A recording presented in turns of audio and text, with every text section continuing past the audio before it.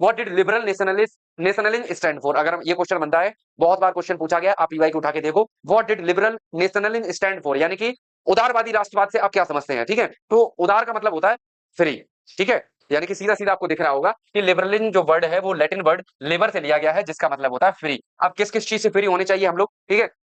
तो यानी कि for the new middle class liberalism stood for, यानी कि लिबरल में कह सकते हैं फ्री। अब किससे फ्री हमें स्वतंत्रता मिलनी चाहिए, कि फ्रीडम ऑफ इंडिविजुअल, यानी कि हर हमें एक व्यक्तिगत स्वतंत्रता मिलनी चाहिए, पहली बात। और उसके बाद जो ऑटोक्रेसी है और उनको जो बाय बर्थ प्रिविलेजेस मिले हुए हैं वो एंड होने चाहिए, यानी कि सोसाइटी बाय बर्थ प्रिविलेजेस से फ्री होनी चाहिए। और उसके बाद इक्वलिटी बिफोर लॉ, यानी कि जो कह सकते हैं एरिस्टोक्रेट्स का डोमिनेशन था और उनके लिए कानून कुछ और थे, मिडिल क्लास और लोअर क्लास के लिए कानून कुछ और थे, तो ये नहीं होना चाहिए। ऐसी सोसाइटी से एकदम सोसाइटी इन चीजों से फ्री होनी चाहिए और यहाँ इक्वलिटी होनी चाहिए, ठीक है, यानी कि इक्वलिटी बिफोर लॉ, कानून की नजर में सब समान होना चाहिए। अगला क्या होना चाहिए कि राइट टू प्राइवेट प्रॉपर्टी, यानी कि ये नहीं होना चाहिए कि सोसाइटी के कुछ ही लोगों के पास प्रॉपर्टी रखने का अधिकार है, इससे सोसाइटी फ्री होनी चाहिए और सबको प्राइवेट प्रॉपर्टी रखने का अधिकार होना चाहिए। उसके बाद अगर हम बात करते हैं कि जो गवर्नमेंट होनी चाहिए, ये कॉन्स्टिट्यूशन के द्वारा कंसेंट होनी चाहिए, यानी कि सरकार जो है संविधान के द्वारा चलती हो किसी भी देश में, ना कि किसी राजा या किसी रानी का राज चलता हो, ठीक है। इस टाइप के लोग जो थे, ये लिबरलिज्म के लोग जो थे, वो चाहते थे कि ऐसी चीजें होनी चाहिए। अगर लेकिन एक चीज इनके अंदर कमी थी, क्या कमी थी,